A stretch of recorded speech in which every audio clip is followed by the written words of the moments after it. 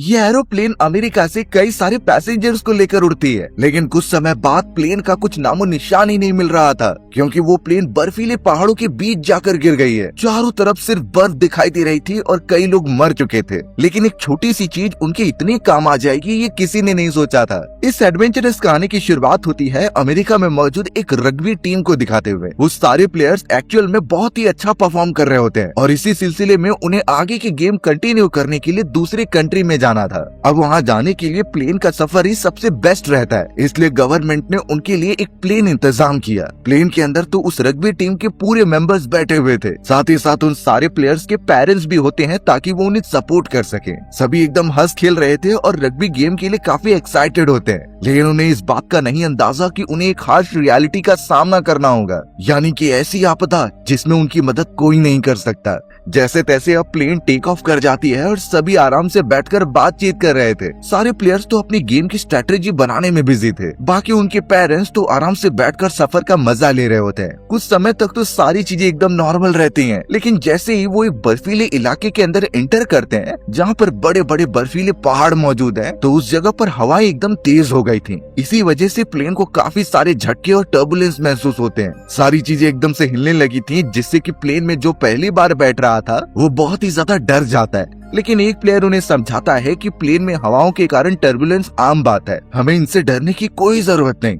खैर उस आदमी ने तो सही बात कही थी, लेकिन ये कोई आम हवाएं नहीं होती, ये बर्फीली तेज हवाओं का तूफान है जो किसी को भी खत्म कर सकता है। अब तूफान के कारण प्लेन के अंदर जो टर्बुलेंस लग रहे थे वो काफी बढ़ जाते हैं। लोग ऊपर से नीचे होने लगे और उनके सामान भी गिर जाते हैं। अब तो सारे पैसेंजर्स के साथ साथ पायलट को भी डर लग रहा था। वो दोनों जैसे तैसे प्लेन को कंट्रोल करने का ट्राई तो करते हैं, लेकिन अब सिचुएशन ऐसी बन रही थी कि प्लेन का एल्टीट्यूड नीचे हो रहा था, यानी एक्चुअल में वो बर्फीले पहाड़ों के बीच बढ़ती जा रही है। सभी इतने पैनिक हो गए कि जोर से चिल्लाने लगे, लेकिन शायद अब काफी ज्यादा देर हो चुकी है। वो प्लेन सीधा जाकर बर्फीले पहाड़ से टकरा जाती है। प्लेन के विंग्स टूट चुके थे और उसके टूटकर दो हिस्से हो जाते हैं। टूटे हुए हिस्से भी इतने ज्यादा स्पीड में थे कि वो बर्फ के अंदर घिसते चले गए। कुछ पैसेंजर्स जो पीछे वाले हिस्से में बैठे हुए थे वो सब तो बर्फीले पहाड़ों में कहीं गुम हो गए और वहाँ टेम्परेचर इतना कम था कि उन लोगों की मृत्यु हो गई। बाकी जो बचे हुए लोग थे वो प्लेन के आगे वाले हिस्से में होते हैं और वो भी क्रैश लैंड होते हुए एक जगह पर आकर रुक गया। इतनी ज्यादा तबाही उन प्लेयर्स ने कभी नहीं देखी थी।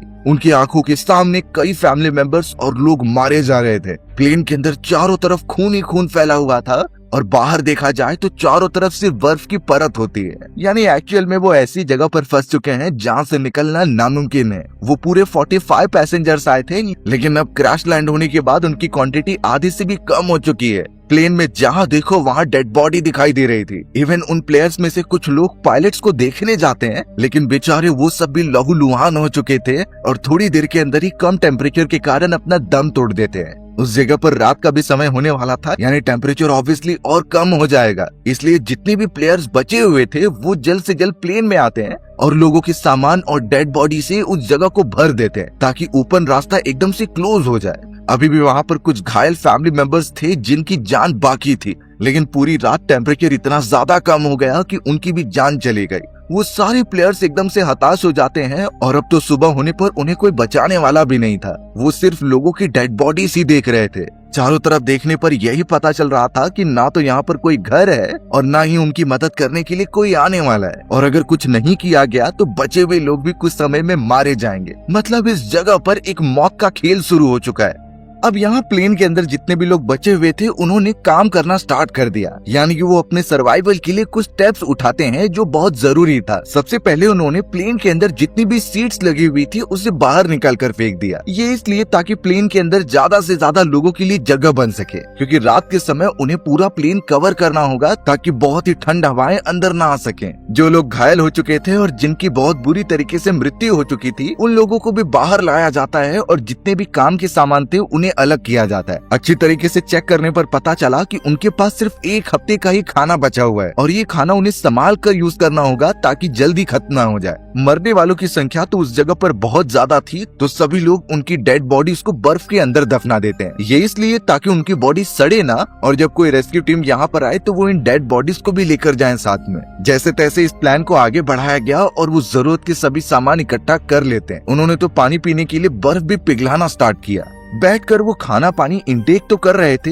लेकिन सभी के चेहरे पर एक डर था। उनमें से कुछ कहते हैं कि जरूर गवर्नमेंट को हमारी इस कंडीशन के बारे में पता चल गया होगा और रेस्क्यू टीम ढूंढते हुए यहाँ पहुंच ही जाएगी। लेकिन उन सभी को नहीं अंदाजा कि वो जिस जगह पर फंसे हुए हैं वो बड़े बड़े पहाड़ियों की एकदम बीचों बीच है। यानी यहाँ पर किसी रेस्क्यू टीम का भी आना बहुत मुश्किल होगा, और अगर वो सब यहाँ से खुद आगे बढ़ने का ट्राई करे तो ये उनके लिए जानलेवा साबित हो सकता है, क्योंकि बर्फीले पहाड़ों पर चढ़ाई करना सबसे खतरनाक काम था। जैसे तैसे अब कुछ घंटे बीतते चले जाते हैं, तभी अचानक उन्हें ऊपर एक एरोप्लेन दिखाई दिया। उस प्लेन को देखकर सभी जोर जोर से चिल्लाने लगे ताकि उससे अपनी लोकेशन बता सकें, लेकिन प्लेन इतनी ज्यादा ऊपर थी और उनकी आवाज उस तक नहीं पहुंच पाती, तो ऑब्वियसली इस वजह से प्लेन आगे निकल जाती है। सभी लोग जो एक्साइटेड थे एकदम से निराश हो जाते हैं, पर वो इतना समझ गए कि सिर्फ चिल्लाकर ही हम ध्यान अपनी तरफ आकर्षित नहीं कर सकते, उन्हें एक्चुअल में कुछ और ट्राई करना होगा। थोड़ी देर में रात का भी समय हो जाता है, यानी टेम्परेचर एकदम नीचे गिर गया था। उन लोगों ने खिड़कियां और टूटे हुए दरवाजे भी अच्छी तरीके से पैक कर दिए होते हैं। प्लेन के टूटे वाले हिस्से के अंदर का टेम्परेचर थोड़ा सा नॉर्मल था, इस वजह से वो जैसे तैसे सरवाइव कर पा रहे थे। एक रात तो इस तरीके से और बीत गई। सभी लोग जब बाहर आकर अपने रिसोर्सेस इकट्ठा करने में बिजी हो गए तो पता चला कि वहाँ पर एक और प्लेन आगे बढ़ रही है। इससे सभी समझने लगे कि जरूर ये रेस्क्यू टीम है जो उन्हें ढूंढते हुए यहाँ पर आई है। वो तो गॉड से प्रे करने लगे कि उन्हें बचा लिया जाएगा। कुछ मेंबर्स तो मिरर के ऊपर सन की रिफ्लेक्शन दिखाकर उन्हें अपनी लोकेशन बताते हैं। ये रिफ्लेक्शन दूर से भी देखी जा सकती थी, पर बदकिस्मती से उस प्लेन को वो सब नजर नहीं आते और वो भी बिना उन्हें नोटिस किए आगे बढ़ जाते हैं। यानी कि उन लोगों के साथ जो चीजें अब हो रही थी वो किसी डरावने सपने से कम नहीं होती। जैसे जैसे दिन ढलता जा रहा था उनके अंदर की हिम्मत भी ऑब्वियसली कम हो जाती है। अब सभी लोग जब टूटे हुए प्लेन के अंदर आते हैं तो उस जगह पर निक नाम का उनका घायल साथी अपनी आंखें खोल रहा था। यानी जब से प्लेन क्रैश लैंड हुई है तभी से निक बेहोश पड़ा हुआ है। निक की हालत पहले से खराब होती है और उस जगह पर उसकी बहन भी थी। वो दोनों जल्द से जल्द एक दूसरे के गले लग जाते हैं। निक ने फिर अपने पेरेंट्स के बारे में पूछा कि वो कहाँ पर है, लेकिन हार्श रियलिटी ये होती है कि प्लेन क्रैश के दौरान ही उसके पेरेंट्स मारे गए। सिर्फ उसके नहीं बल्कि कोई और पेरेंट्स भी होते हैं जो जगह पर ही खत्म हो गए। ये सुनने के बाद निक एकदम दंग रह जाता है। उसने कभी इमेजिन नहीं किया था कि उसके इतने प्यारे पेरेंट्स का अंत इतनी बुरी तरीके से होगा। कई रातें वो उस जगह पर बिना खाए पिए बिताते जा रहे थे, लेकिन ये कब तक चलेगा। एक समय पर रिसोर्सेस खत्म हो जाएंगे और उनके पास बाहर निकलने का कोई रास्ता ही नहीं होगा। अगले दिन सारे प्लेयर्स एक साथ बैठकर इसी बात पर सोच रहे होते हैं। तब जाकर एक मेंबर ने बताया कि प्लेन के दूसरे वाले हिस्से में कुछ बैटरीज रखी हैं। अगर हम उस बैटरी की मदद से रेडियो से कनेक्ट करते हैं तो अच्छी तरीके से कांटेक्ट कर सकते हैं। फिर हम अपनी मदद के लिए रेस्क्यू टीम को बुला सकते हैं अपनी लोकेशन पर। लेकिन प्लेन के टूटे हुए उस दूसरे हिस्से को ढूंढ पाना उतना ही मुश्किल था, इसलिए कुछ प्लेयर्स ने इस प्लान को कंटिन्यू करने का डिसाइड किया। उन लोगों ने तो कुछ ग्लास और लेदर के कपड़ों को फाड़ते हुए एक ऐसे सन ग्लासेस बनाए जिससे उनकी आंखें एकदम सुरक्षित रहें। और अब उनमें से कुछ मेंबर्स निकल पड़े थे उस दूसरे हिस्से को ढूंढने के लिए, क्योंकि ये जगह इतनी ज्यादा बड़ी है कि प्लेन के एक हिस्से को ढूंढ पाना मुश्किल लग रहा होता है। जैसे तैसे उन्होंने बहुत ज्यादा रास्ता तय कर लिया, पर अभी भी उन्हें कुछ क्लूज मिले ही नहीं होते। इससे वो लोग इतना समझ गए कि प्लेन भी जो ऊपर से उड़ रही होगी, इस सिचुएशन में उनकी लोकेशन भी फाइंड आउट कर पाना मुश्किल हो जाएगा। यानी ये काम एकदम नेक्स्ट टू इम्पॉसिबल लग रहा होता है। अब जैसे ही वो थोड़ी ऊंचाई पर चढ़ते हैं तभी वहाँ की बर्फ घिसकने लगी। लग रहा था कि एक बड़ा एवलांच आने वाला है और उनका जो टूटा हुआ दूसरा प्लेन था जिसमें बाकी मेंबर्स थे वो उस पहाड़ के एकदम नीचे होती है। यानी जरा सी भी गलती उन सारे बर्फ को वहाँ पर लेकर आ जाएगी। इसलिए वो मेंबर्स अपना ये प्लान रद्द करके वापस आ जाते हैं। कुछ ही समय के अंदर उनके रिसोर्सेज भी खत्म हो चुके थे। इतने ज्यादा कम टेम्परेचर और इतनी भूख के बीच वो कैसे रह पा रहे थे उन्हें ही पता है। इनफैक्ट अब ऐसी डरावनी कंडीशन आ जाती है कि निक ने डायरेक्टली कह दिया कि हमें जिंदा रहने के लिए मरे हुए लोगों का मांस खाना होगा। कुछ लोग इसके फेवर में थे तो कुछ इसके अगेंस्ट होते हैं। यानी प्लेन के अंदर इन्हीं चीजों पर बातचीत चलती जा रही थी। तब जाकर प्लेन में डिसाइड किया जाता है कि इंसानों को खाना एकदम गलत बात है, तो इसलिए वो भूखे रहते हैं और अपने खुद के मरने का इंतजार करते हैं। कंडीशन इतनी ज्यादा खराब हो चुकी थी कि उनमें से कुछ लोग अपने शू लेसेस खाने लगे और इनफैक्ट सिगरेट भी पूरी तरीके से निगल जाते हैं, क्योंकि इतने दिनों से उन्होंने प्रॉपर खाना ही नहीं खाया होता है। अब अगले दिन पता चला कि निक की बीमार बहन मर चुकी है। वो इतना ज्यादा टूट गया क्योंकि एक समय पर उसकी पूरी फैमिली उसके साथ थी, लेकिन अब वो सिर्फ अकेला बचा हुआ है। कुछ दिन इस तरीके से और बीत गए थे, लेकिन उनकी मदद के लिए कोई नहीं आ रहा था। बिना कुछ खाने के उनका दिमाग एकदम से काम करना बंद कर दे रहा होता है। सभी इतने ज्यादा कमजोर लग रहे थे कि उनकी मौत एकदम पास आ चुकी है।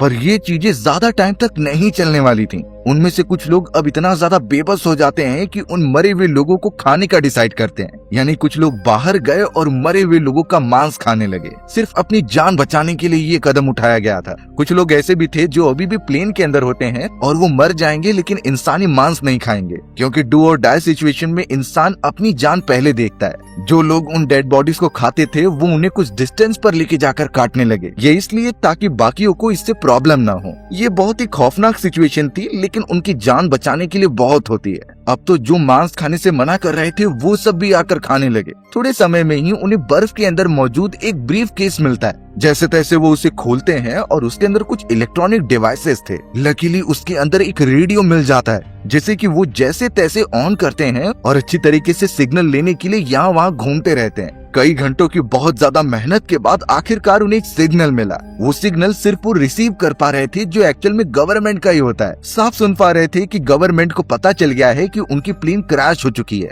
तो इसलिए उन्होंने रेस्क्यू टीम भी चारों तरफ फैला दी थी। कई हेलीकॉप्टर्स और प्लेन उन्हें ढूंढने में बिजी थे। ये रिसर्च मिशन कई हफ्तों से चल रहा था, लेकिन वो सब उन्हें ढूंढ नहीं पाए। तब जाकर गवर्नमेंट ने ये घोषित कर दिया कि वो सब मर चुके हैं। उनकी फैमिली को कुछ न कुछ रिवॉर्ड दिए गए ये बात भुलाने के लिए। यानी अब जो लोग आस लगाकर बैठे थे कि रेस्क्यू टीम यहाँ पर आएगी, अब वो भी एकदम से खत्म हो चुकी होती है। बात सिंपल थी कि उन्हें कैसे भी करके आने वाले समय में भी अपने आप को सरवाइव करना होगा यहाँ पर, क्योंकि अब तो मदद करने के लिए कोई नहीं आने वाला। उनमें से अब जो मेंबर्स मरे हुए लोगों का मांस नहीं खा रहे थे वो भी खाने लग जाते हैं। सबसे बुरा कंडीशन इंसान को बचाने के लिए क्या क्या कदम उठा सकता है ये हम देख पा रहे थे। अब उस जगह पर उन सारे लोगों को पूरे 1 महीने होने वाले थे। यानी इतने समय तक बर्फीली जगह पर कैद रहना, वो भी बिना खाना पानी के। बहुत सोचने के बाद उनमें से कुछ लोगों ने यही डिसाइड किया कि वो प्लेन के दूसरे हिस्सों को जाकर ढूंढेंगे। उसके अलावा उनके पास कोई और रास्ता नहीं है। अगर वो बैटरीज मिल जाती हैं तो वो दूसरों से कांटेक्ट कर पाएंगे। तो अब बिना सोचे समझे कुछ लोग उन पहाड़ों की तरफ निकल पड़े। उन लोगों को तो हर तरफ सिर्फ बर्फ ही दिखाई दे रही थी। ये बात क्लियर हो चुकी थी कि इतने बड़ी जगह पर छोटी सी प्लेन को ढूंढ पाना मुश्किल है, पर जैसे तैसे उन्होंने हार नहीं मानी और उस प्लेन के कुछ मलबों को ढूंढ लिया होता है। जैसे वो थोड़ा आगे बढ़े तो वहाँ पर उनका एक साथी मरा हुआ पड़ा था। ये वो मेंबर होता है जो प्लेन की शुरुआत में टूटने की वजह से दूसरी तरफ गिर गया था। उसकी पूरी बॉडी ऑलमोस्ट जम गई थी। बाकी मेंबर्स ने अपने उस मरे हुए साथी को अच्छी तरीके से दफना दिया और फिर थोड़ा और चढ़ाई करने लगते हैं ताकि एक ऊंचाई से उन्हें सब कुछ दिखाई दे। ट्रैवल करते हुए तो रात भी हो गई थी, इसीलिए वो एक कोने में जाकर सो जाते हैं। इतनी ठंड हो रही थी कि उनके हाथ पैर एकदम से जम चुके थे। इवन एक आदमी का तो आंख भी बंद नहीं हो रहा होता है क्योंकि उसके आंख में बर्फ चली गई थी।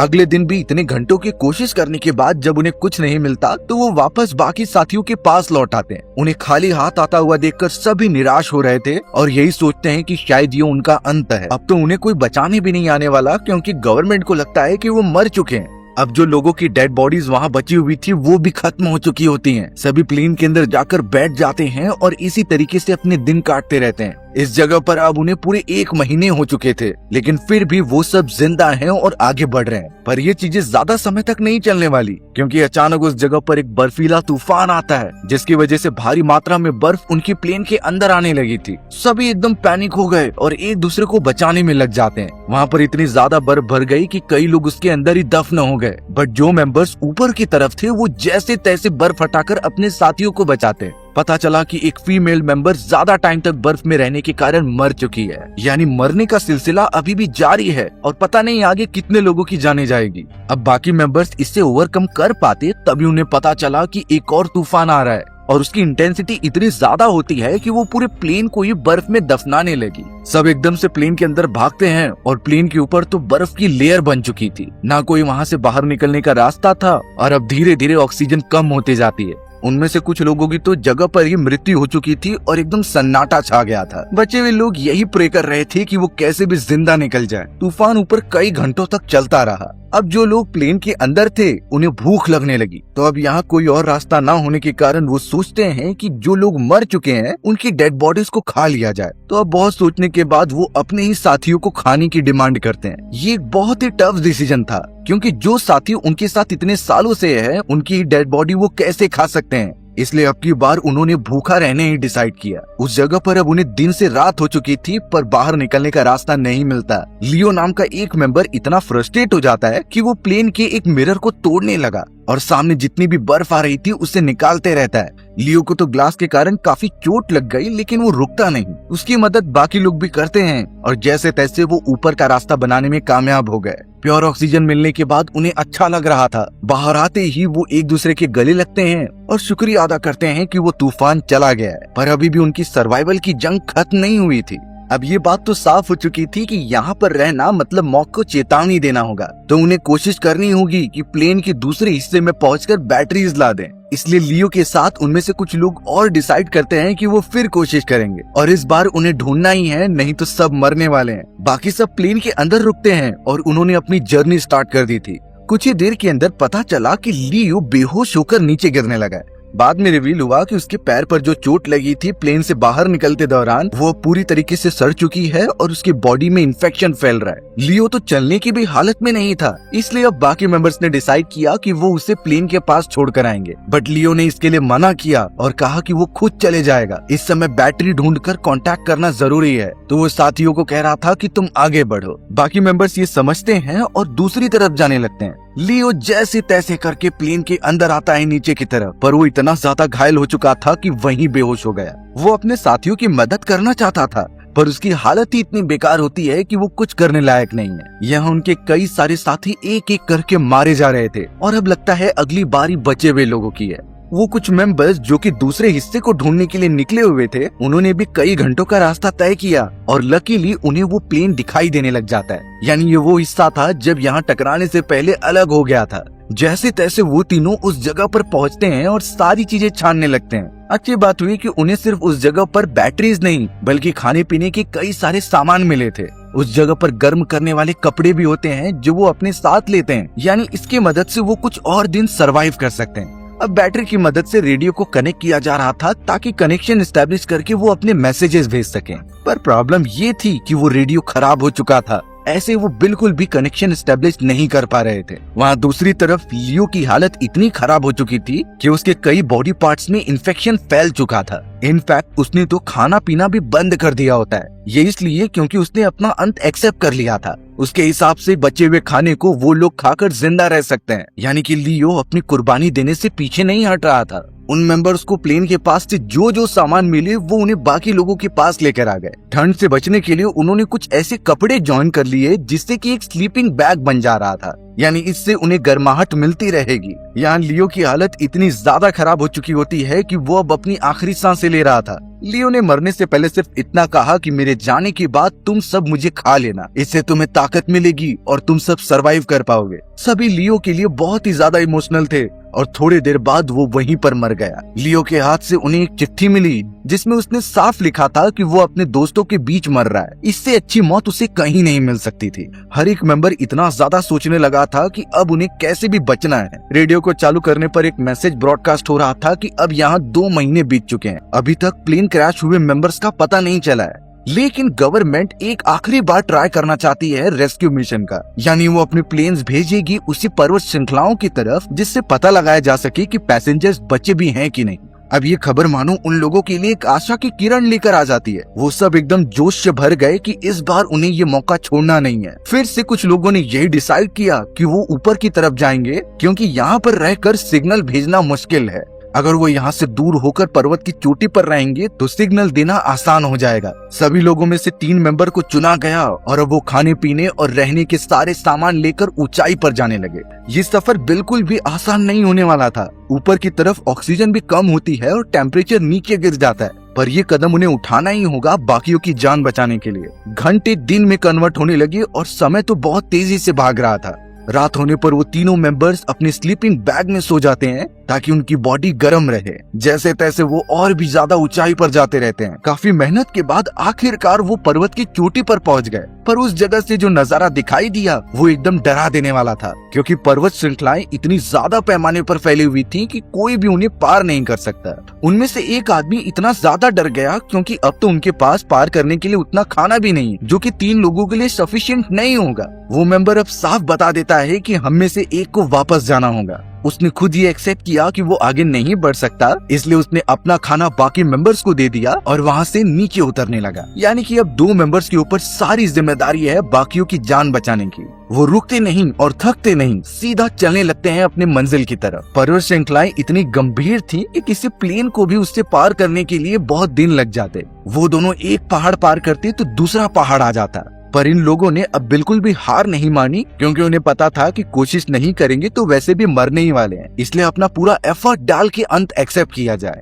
लग रहा था कि सब खत्म हो जाएगा और कोई बचाने भी उन्हें नहीं आ पाएगा, लेकिन एक उम्मीद जगती है, क्योंकि अब वो लोग उस जगह पर पहुँचे जहाँ बर्फ एकदम कम थी और कई सारी हरियाली दिखाई दे रही होती है। थोड़ा नीचे आने के बाद उन्हें एक नदी भी दिखाई दी जिसमें पानी आ रहा था। दोनों जल्द से जल्द जाकर वहाँ साफ पानी पीते हैं और ये मानो उनके लिए किसी अमृत से कम नहीं था। उनके अंदर उम्मीद जगने लगी कि शायद अब वो लोग बच सकते हैं। तभी अचानक पानी के दूसरी तरफ एक आदमी आता है जो घोड़े पर सवार था। दोनों मेंबर्स ने जैसे ही उसकी तरफ देखा तो वो भरोसा ही नहीं कर पा रहे थे, क्योंकि 2 महीनों तक ऐसी खतरनाक जगह पर दिन बिताने के बाद उन्हें कुछ सूझ ही नहीं रहा था। उन्हें सबसे पहले कुछ मिनट लगे ये पता करने के लिए कि सामने मौजूद आदमी सच में है कि नहीं।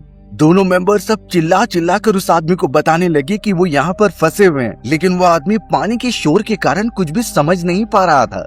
तब जाकर उस आदमी ने एक पेंसिल और पेपर दूसरी तरफ फेंका, जिस पर दोनों मेंबर्स अपनी पूरी कहानी लिखने लगे कि कैसे वो प्लेन क्रैश हुआ था और उस जगह पर वो कई महीनों से फंसे हुए हैं। ये पता चलने पर घोड़े पर सवार आदमी पास ही वाले बेस कैंप पर गया और सोल्जर्स को वो लेटर देते हुए सारी बातें बता दी। सारे रेस्क्यू सोल्जर्स के अंदर एक हड़कंप मच गया था, क्योंकि जिन लोगों को वो मरा हुआ समझ रहे थे वो एक्चुअल में अभी भी जिंदा हैं। जल्द से जल्द मिलिट्री सोल्जर्स के रेस्क्यू हेलीकॉप्टर्स उस तरफ भेज दिए गए। मीडिया के अंदर भी ये बात चारों तरफ फैली और सब उस जगह पर जमा हो चुके थे देखने के लिए। वहाँ बर्फीले पहाड़ों के बीच रेडियो पर ये खबर जैसे ही बाकियों को पता चली तो वो बहुत ही ज्यादा खुश हो जाते हैं, क्योंकि रेस्क्यू टीम को उनकी लोकेशन पता चल गई थी। सब अपना सामान पैक करने लगे, क्योंकि आखिर वो बचकर निकलने वाले हैं। हेलीकॉप्टर्स जल्द से जल्द उस जगह पर आने लगे और हर एक मेंबर को उसके अंदर रखकर वहाँ से लेकर जाते हैं। यानी कि पूरे 2 महीने बाद आखिरकार वो सब उस जगह से निकल पाएंगे। पास ही वाले बेस कैंप पर जब सभी सर्वाइवर्स को लेकर आया गया तो वहाँ जितने भी सोल्जर्स और मेंबर्स थे सब उनके लिए तालियां बजाने लगे, क्योंकि उन सर्वाइवर्स ने जो हिम्मत दिखाई है वो किसी में नहीं होती। इसीलिए उनका ट्रीटमेंट किया जाता है और खाने पीने की चीजें दी जाती हैं। हर एक मेंबर वही याद कर रहा था कि कुछ समय पहले चारों तरफ सिर्फ बर्फ थी और इतनी कुर्बानियां देकर वो यहाँ पर पहुंचे। सारे साथियों को अलग अलग चैम्बर में रखा गया था, लेकिन रात के समय सब एक साथ आ जाते हैं, क्योंकि इतने समय बाद वो एक टीम बन चुके थे। शॉकिंग बात ये थी कि ये पूरी कहानी सच्ची घटना पर आधारित है, यानी कि अमेरिका का सेम ऐसा ही प्लेन जिसमें कुल 45 पैसेंजर्स थे, वो सब इसी तरीके से क्रैश लैंड हो गए बर्फीली जगह पर और कई महीनों बाद जाकर उन्हें रेस्क्यू किया गया। दुख की बात ये थी कि उसमें से आधे से भी कम लोग बचे हुए होते हैं, पर वो खुश नसीब थे उन लोगों की जिनकी बॉडी खाकर वो सरवाइव कर पाए। हमारी ये दर्दनाक कहानी इसी तरीके से यहीं खत्म हो जाती है। सो व्यूअर्स, अगर आपको मेरा नरेशन 1% भी अच्छा लगा होगा ना, तो वीडियो को लाइक एंड चैनल को सब्सक्राइब जरूर कर देना। मिलते हैं इसी तरीके की मजेदार कहानियों में, तब तक के लिए बाय बाय।